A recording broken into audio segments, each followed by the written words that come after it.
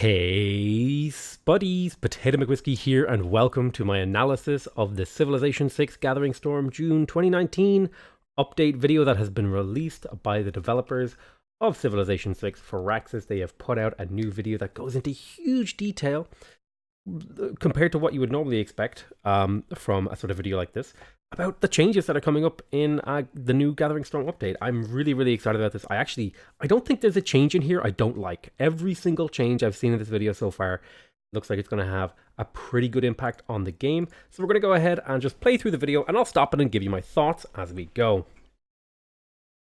Hello Civ fans. We're back with another update for Civilization 6. The team has been working very hard on the many exciting new changes going into the game very soon. As always, thank you for the valuable feedback you provide on the Civilization Twitter and Facebook pages, as well as on Civ Fanatics and Reddit. We don't always get the chance to talk to you directly, but we're always listening to what you have to say. Now let's go over some of the changes heading to Gathering Storm.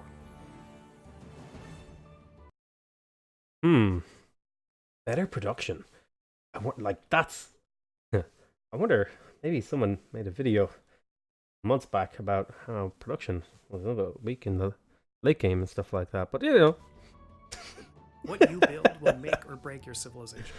Because this part of the game is so important to your success, a significant portion of this update's overall balance pass focuses on production. This just straight away here, right? I know I was joking about how I said that production wasn't very good in Civilization 6, but I'm super happy that they're making efforts to address this. And I really appreciate that they took the feedback that not only I gave, but the community has been giving back about how production feels to play in Civilization 6. It definitely felt like there was just not enough ways to get production, and you know, hills. I feel like hills were just a little bit overvalued, and mines were a little bit overvalued. So I'm really liking that they're taking steps to address that. That is so fantastic to me. First up, we've provided more diverse ways for you to earn production. We've increased the output of quarries, pastures, and lumber mills throughout the game so that they have similar output to mines. Yep, this exactly ties right into what I was saying. This is going to be a really healthy change for the game. Again, mines were so important that it was kind of oppressive to the other things. And I like that they didn't nerf mines, they just buffed the other things, so you have alternatives for creating a productive empire. You can actually see in here, this quarry and this lumber mill are actually producing 1 food 5 production. Now I can assume they're on plains tiles. Normally, you would only see this kind of a yield on a mine. But here you actually see a quarry and a lumber mill out producing a mine. That's really cool. Although this I think these are hills and this is a flat land. I could be wrong about that. And once you've discovered mercantilism, you can build lumber mills on rainforest tiles. Okay, at long last, we have a reason not to just chop or delete rainforests willy-nilly in our empires. Unless you get Chichen Itza, in which case, yeah, once you get chicken pizza, sure, it's fine to keep rainforest around. But in 99.9% of games, you were better off just chopping jungle. Now it's actually going to be a really difficult decision. Do I keep this jungle and do I turn it into lumber mills? And mercantilism is, I would say, like an early mid-game tech, like early mid-game / mid-game civic rather. So you can get it at a reasonable time and scale up your production using jungle. So now it's going to be a much more interesting choice whether or not you chop your jungle or you keep it to put lumber mills on it. Whereas before, especially with the changes that they've made to Gathering Storm with regards to harvesting resources and stuff like that, it was a pretty binary decision. You're just always better off chopping. But now they've increased the sort of decision-making, the value. So since one side of the decision pool was way stronger, they've made the other side stronger to compensate, which should increase player choice and make for a much more interesting set of choices that players have in their games. I still think it is going to be pretty viable to chop some, if not most or all of your jungle, but this definitely opens up other opportunities for you to play the game and manage your terrain. In particular, if you get something like Chichen Itza, you can have an absolute god tier Chichen Itza now. Not only that, but you have to remember the zoos give I think it's zoos that give science to your jungle tiles. So now jungles are going to be really valuable because they give food, they'll give production, and they'll give science in the late game. That is a really big deal. We've also rebalanced buildings so that even if they come in the late game, they will justify the production investment. We're decreasing costs of late game buildings by about 20%. This is actually a thing I pointed out previously, and I think many people in the community have pointed out over many different times, is that late game buildings felt like they were very expensive relative to what they gave you. And I'm really happy to see this kind of a change. I was actually thinking the other day that they could do. It was earlier on today, or maybe last night. I was thinking what they could do is they could do something kind of like what they did with the tech cost and civic cost. Whereas if you're building a building from an era ahead, maybe it costs more, and if you're building buildings from an era ago, it costs less. But this is equally a valid way to approach the problem, I think, in my opinion. Citizens working on district tiles, like the campus, now increase in effectiveness with late-game buildings. This is actually another suggestion that, again, I made, but it wasn't just me. A lot of people in the community were making these kinds of suggestions. Specialists just really did not give you enough throughout the game or in the late game. And this is a really good compromise. Rather than every building increasing the yield, late game buildings making them more valuable. So now, when you go, so in the previous iteration of Civ 6, the one that comes before this one, when you had 2 citizen slots, you could get a maximum of 4 of that district special yield. So you could get 4. And then if you built the 3rd building, you could get up to 6. So that was a 50% increase. Now it's going to go from 2 times 2, 4. And then it's going to go from 2 times 2 to 3 times 3, as you can see here. Because if you have 3 citizen slots with 3 yield, you will be getting 9. So that's actually almost doubling the value of your specialists relative to the base game. So that's actually a really, really big deal. And the context there, I'm saying it's not doubling the value of them. It's doubling the value of the transition from having 2 specialist slots to having 3. So I think this can help Tall, as can the changes that are coming up to the marketplace thingy, the food market. We're buffing the effects of many mid and late game buildings like the food market, which provides 4 food, or 6 when it has 1 power. So that's actually a pretty big change too. The food market felt a little bit weak. Adding in the ability, making it just stronger, cheaper, and having it get a buff with power is really, really, really, really, really nice. That's going to make, I think this is the kind of little small nudges that will make taller empires more viable.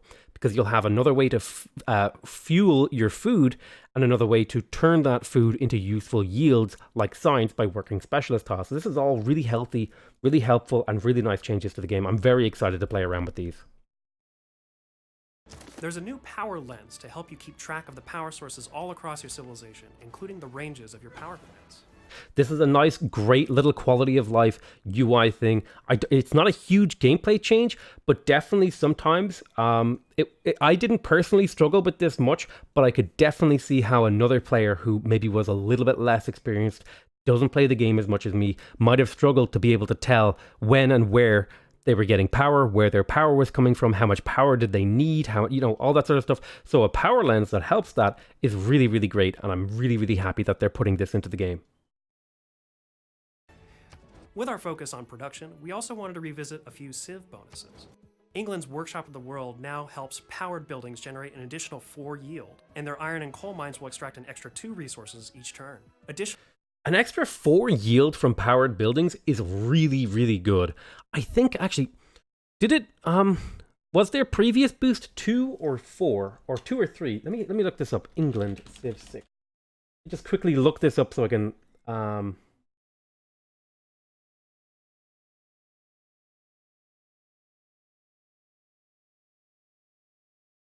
yeah, so they're basically doubling the power of England's bonus to powered buildings, which is really, really cool. That's going to make your late games really, really valuable. In particular, stuff like the power plant and the factory, which provide well, the power plant doesn't so much now, but it still kind of does. But more so, the factory will provide a lot more production. That's really, really, really, really cool. Additionally, they get 20% production towards industrial zone buildings, and holy crap, that's actually a lot of production towards, not only that, those buildings, some of those buildings are now cheaper, and now England can build them faster. Those are some pretty good changes, I would say. Their Harbour Buildings increase strategic resource stockpiles by 10. That's kind of a gimme. I don't think that is really going to have a huge impact, the stockpile stuff, but I think it is going to be just a small little quality of life thing, because you're going to be building a whole bunch of those anyways, England, so you're going to be able to have huge stockpiles of resources. One of my criticisms of resources as they currently stand in the game is you often, when it comes to the resources that aren't consumed on a per turn basis, often once you have a certain amount, you just don't need any more. And that's like, so having a huge stockpile doesn't really matter, because you have a certain amount that you need, you use it all up, and then any more after that just gets sold to the AI. So I'm not really sure that a stockpile bonus really matters that much. Wilfrid Laurier's bonus, The Last Best West, now synergizes with lumber mills, which give an extra production, and camps, which give an extra food. That's actually a pretty big change.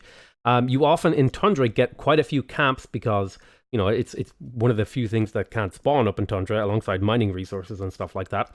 The extra food is going to really help out Wilfrid Laurier, and the extra production from lumber mills is also going to really help out. I think they made some really positive changes to Canada in the last update, but I think he was still just a little bit weak, so I'm really happy to see him getting another buff that will really kind of push him up into, now, I would argue, the sort of A tier. I would say Canada is now an A tier Civ who can make use of Tundra like no other Civ can. Finally, we wanted to revisit the pacing of Tex and Civics so that you can make better use of their unlocks. Our production rebalance should help with this, but we've also slightly increased the cost of Tex and Civics from the medieval to the atomic eras by about 10%. We're also Those are pretty reasonable and okay changes. I don't know if that's going to have a massive impact on the pacing of the game, but I think it's going to be a little bit of an improvement. So it kind of feels like in the early game, it takes quite a while to get through your Tex and Civics. And then once you hit the mid game and you have a good science snowball going, you can kind of pump your way up through the tree and jump right to the end of it. So I think a small increase in the price is going to help, but I don't think that alone is going to solve the problem. adding apprenticeship as a requirement for stirrups. That's a big change, because stirrups, that's a really big change, because stirrups is normally a very rushable technology for you to be able to do a night timing attack. Now that you need to get apprenticeship, that's going to change that build order a lot, and other units are going to become more viable as a result of the night being harder to get to. It also might actually help players when they're fighting the AI, because sometimes when you're going against an AI, they manage to get out knights pretty early into the combat. Like you might declare war, say, in late classical or early medieval on deity, and the AI has knights about then. But if they delay that by not only increasing the cost of technologies, but also increasing the number of prerequisite technologies for that, you might have a bigger window to hit before knights come out, which is really, really interesting. And it's also going to mean you can't do any Night Rush cheese stuff like in multiplayer. And replaceable parts as a requirement for chemistry. That's another really big change too, because I think there's a couple of technologies that they don't share prerequisites with, and chemistry was another technology that was very, very rushable. You could kind of get to the industrial era and then basically go straight to chemistry without any like real problems. So adding a prerequisite tech in there that might divert you to the other side of the tech tree, I think it's going to help that transition feel a little bit more meaningful. Not only that, but because you're moving towards replaceable parts, which is where you unlock the food market, that's going to work in tandem with the changes to the food market to maybe encourage players as they navigate through the tech tree to build more neighborhoods and get more food and build bigger cities. So that's a really interesting idea. I like these changes. I'm a big fan. We hope these new tweaks to production encourage you to try out new strategies, civs, and city buildouts.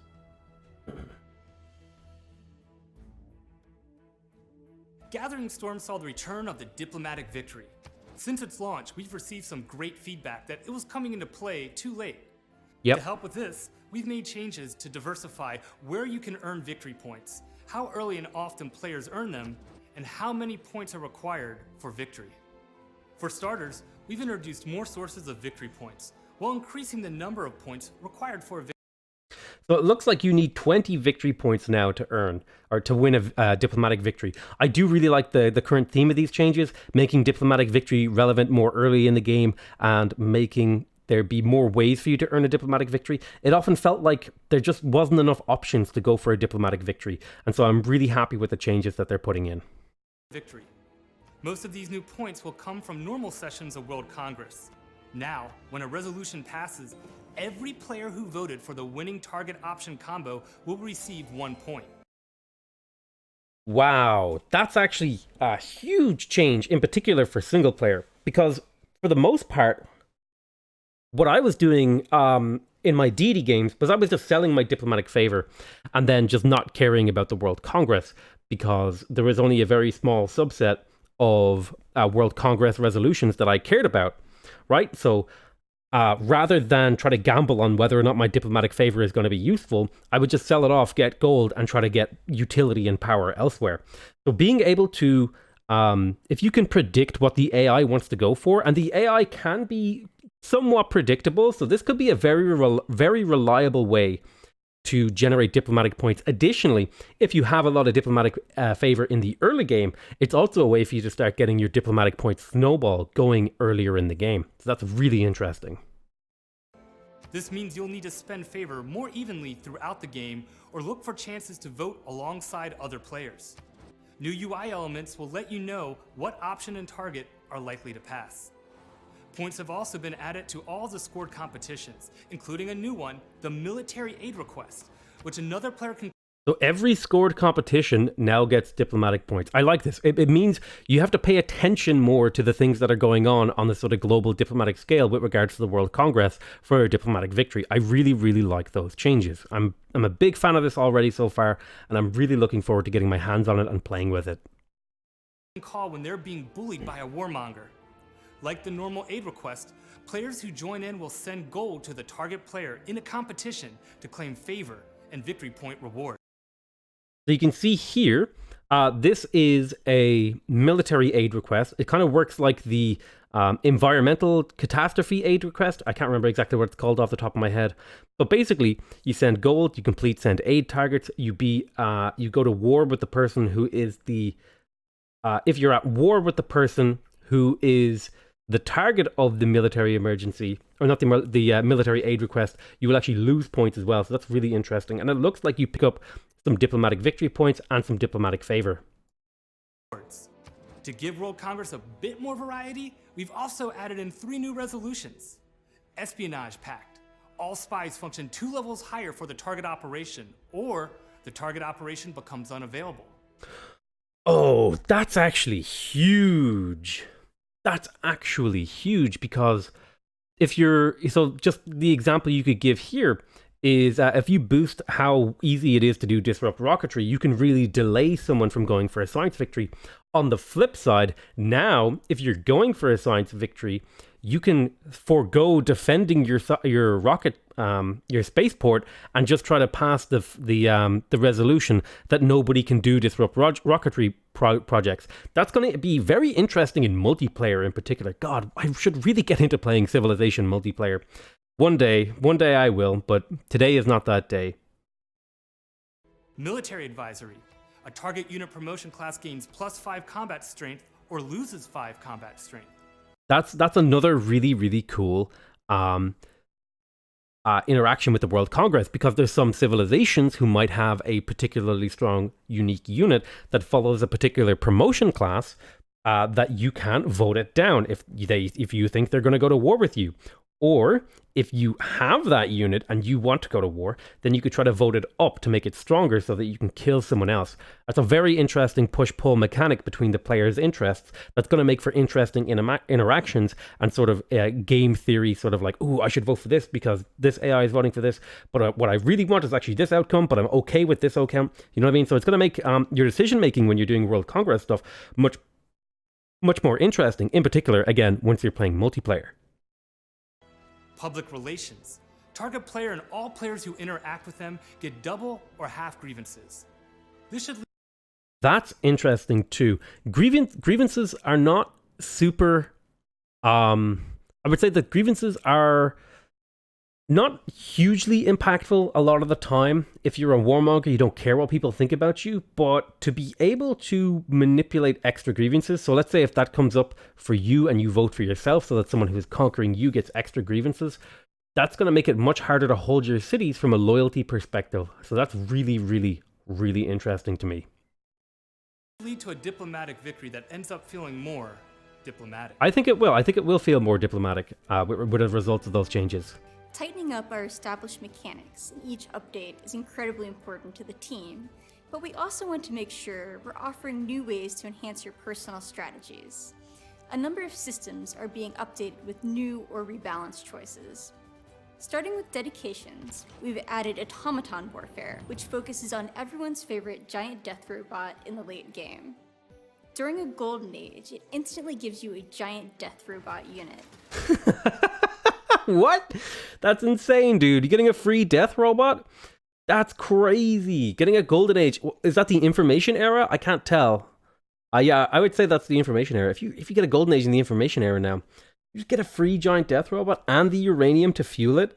That's crazy. Giant death robots, by the way, guys, they are super, super crazy in the late game. Like, I'm talking, you can take a city every turn or two with a giant death robot in the late game. It's insane.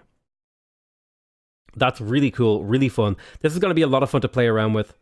I'm really excited. It also grants 3 uranium per turn, and your uranium mines will accumulate 1 more resource each turn. What? That is insane, dude. Not only do you get free uranium, I didn't realize you got extra uranium as well from your mines. That is crazy, man. You're going to be able to build so many nuclear missiles. You're going to be able to build so many giant death robots. These are some of the craziest changes that aren't even like super game-changingly crazy. They're just crazy because they're crazy fun and they're going to be really interesting for the player to interact with. I'm really excited. That is so cool, man. During a normal and dark age, it grants +1 era score for each non-barbarian unit killed with a giant death robot. That's pretty cool, and I can see up here it is in fact an information era dedication. During a normal age, getting extra era score. That's interesting. I would say that's maybe. I wouldn't say that's like super strong, but I think that's a cool bonus, right? To be able to like farm era score. It kind of, again, it just maybe pushes people towards going for more late game wars. You know, if you say, well, I don't really have a whole lot of spies, I don't have a really lot of artifact extractions, I don't really have a navy, like an air force or anything like that. You know what, man? I'm just going to build a giant death robot and stomp on my neighbor. Like, that's a fun and interesting thing for a player to be encouraged to do towards the end of a game. So I think this is really cool. There are 4 new Dark Age policies available in the late game. Flower Power, which boosts your rock band tourism with civs you're at peace with. That's really, really cool. Getting extra tourism from people you're not at war with, from rock bands, that's really, really cool. I think in multiplayer, this is going to be something that people maybe just like declare war on you and then like nothing really you can do about it. But it also, she's about to go on and say something else. It also increases the cost of other units. So I think definitely for a culture victory, this would be worth maybe plugging in if you're, I think these are Dark Age policies. So that would be potentially really worth it to plug in if you're going for a culture victory. In fact, it might even be worth it to try to trigger this in the super late game to get that 100% tourism from concerts to try to accelerate your win condition. Cyberwarfare, which grants +10 combat strength against units from the information and future eras, but grievances against you do not decay. Damn. Cyber warfare is crazy, dude.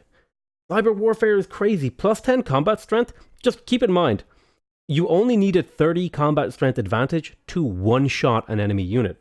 And a lot of, like, that's crazy, dude. That applies to, because there's so many units in the late game that are really oppressive. So, like, being able to have a better fighting chance against those. This is also going to be really great if you're actually kind of behind and you hit a dark age in the late game and someone is trying to kill you. You just pop in this card and you've got like a +10 combat strength. Like, to put it in perspective, like a +3 bonus is like reasonably good. A +5 bonus is good.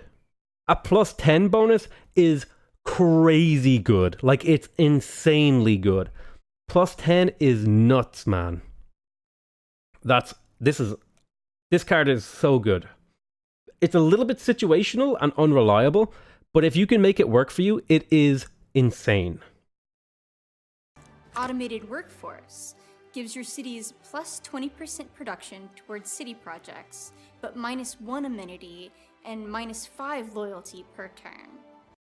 I wouldn't say this is like a super powerful card. It's definitely powerful and situationally very useful. I would say this card works better for works for tall empires. If you've got a lot of population and you have very few cities, so you don't take so much of a penalty from the negative amenities or the minus loyalty because you have a huge population to offset those problems, this could be a really, really powerful tool for taller empires in the late game to be able to produce more. That's very, very exciting to me. Disinformation Campaign grants 3 favor per turn for each broadcast center, but minus 10% science and culture in all cities. What? That is insane, dude. Holy. Plus 3 diplomatic favor per turn for each broadcast center. That's legitimately insane amounts of diplomatic favor. If you have even a reasonably sized empire, if you have 5 cities, that's 15 diplomatic favor per turn. Often in most games, if you don't have a diplomatic favor bonus on your civilization, you might just be making around 10 per turn. This is like a 150% boost to your diplomatic favor production in any reasonably well-sized and well-developed empire in the late game. This card is crazy good, man. I mean, the minus 10% science and culture, it sucks, but you can live with that kind of a penalty. If you're getting that much diplomatic favor and you're going to be able to do more stuff with the diplomatic victory and World Congress and all that. Oh, man. Man, that is so good. If you're having trouble keeping track of all those unit bonuses, we've added a unit abilities tooltip. What? That is so useful. Thank goodness for that. Man, I really appreciate the UI updates they're doing as well.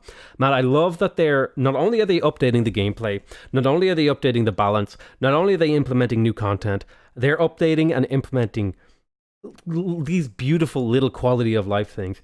Sometimes bonuses were really difficult to keep track of, and just being able to hover over the unit and see what's happening, that is so nice, man. I super, super appreciate that. Here you can see the many smaller bonuses that a unit has outside of their normal promotions. And on top of all those new changes, we also have 2 brand new map scripts for you to try out. Ooh, exciting. 7 Seas will put you in a map with lots of land connected by numerous small seas instead of big oceans. That is so cool. This is, oh man, again, I was only thinking the other day or so that I really would like more map scripts, because every time I go to start up a new game, I kind of scroll down to the list and I'm like, fractal, Pangea, continents. I know how all they're going to be shaped and how they're all going to play. But a map like this, it's a little look at the those captions go away. Look down here. Small continents. Whoa, I didn't mean to unpause it. Click. Look down here. Look at this map. It's all randomized, and that looks like a very interesting map to play on. I will say that all the mountain ranges are kind of crazy right now. All right, closed captions. Go back to the bottom. Small Continents is a returning fan favorite from previous Civilization games. That is so cool. Man, I was playing a continents game the other day, and I was like, man, I think I was playing it on stream, and I was like, where is my small continents option? And here they are a few days later after I was like, man, I really want this option, and they're just delivering it to our doorstep. That's so cool. Small continents is going to make the game, it's going to make for some really interesting games. It's definitely going to make naval more interesting and useful compared to a regular continents game. I'm very excited for the small continents. Really super cool, really, really exciting. Compared to a normal continents map, it has more numerous but smaller land masses. Give these new additions a try. We're interested to hear what you think. I think the changes are awesome. Person whose name I forgot. What is your name? Did they say your name? They did. I think the changes are awesome. Important to the team. Cat. But we also want to make Is it sure Cat? to the team. Yeah, I think it's But Cat. we also I know Anton and Ed Beach. World Builder's basic mode is ready for prime time. Ooh, World Builder. Civilization 6's custom map editor can now be found in the additional content menu by default. You'll no longer have to activate it by going into the game's files. Awesome. On top of this change, we've been busy doing additional polish work to enhance the UI overall. Oh man, this World Builder UI looks crazy. I don't know if I've shown this on my YouTube, but I actually spent quite a while building a map of Ireland in the World Builder. I never published it because I wasn't happy with how it came out, But I wanted to go ahead and give this a crack, and I was like, man, I really want the updated world builder, and here it is. So I'm gonna hopefully, maybe in the next week or two, be able to crack out a full-scale map of Ireland. Well, not a full scale, but you know what I mean, like a Civ scale map of Ireland for maybe 8 players. Like, that would be so cool. That, man, the world builder. I'm so excited. Our goal is to make World Builder as easy as possible for you to use, as it's your tool to play Civilization 6 exactly how you want. Check out our World Builder how-to video for an introduction on how to create your own maps. That's just a taste of what's coming into the game for our next update. Check out the full patch notes we'll be releasing very soon for every single last change that we've put in. Now, stay tuned to the Civilization social channels. We've got more work and surprises we can't wait to tell you about. Until then, thank you for being an amazing community, and keep on taking one more turn. No, thank you, Anton. Strangler? I don't know how to say his second name, but I know his name is Anton. Thank you so much. Also, by the way, for the people who might not realize this, there's a high probability that this is the man who will design, who will be the lead designer for Civilization 7. I believe, and now, this is, don't think of this as set in stone, but typically, the person who designs the final expansions for Civilization games and the final updates for them goes on to be the person who designs the next Civ game. So, interesting that he's still working on Civ. That could mean that Civ 7 just hasn't even been isn't even on the radar yet. They've still got a lot more they want to do with 6. Man, I hope this isn't the last update. I really want to see Civ get if they could keep updating it out into 2020, maybe one more little expansion, I would be so happy. And then maybe they could move on to another game. They probably already are working on a new game, realistically. But damn. This update is crazy, dude. There's so much really exciting stuff in it. I'm really excited for the production changes. I'm really excited for the giant death robots. I'm really excited for the diplomatic victory changes. Maybe I'll finally be able to actually get a diplomatic victory without it being extremely painful and extremely difficult and requiring an insane amount of turns, and possibly even killing a few civs to make it easier. Yeah, overall, I'm 100% super happy with this patch. I'm really excited to look forward to these changes, and I look forward to hearing what you guys have to say about it. What about this patch kind of appealed to you the most? Was it the production changes? Was it the tech changes? The late game building changes? Let me know what you thought about this down in the comments. I love you all very much, and I'll see you next time. Bye bye.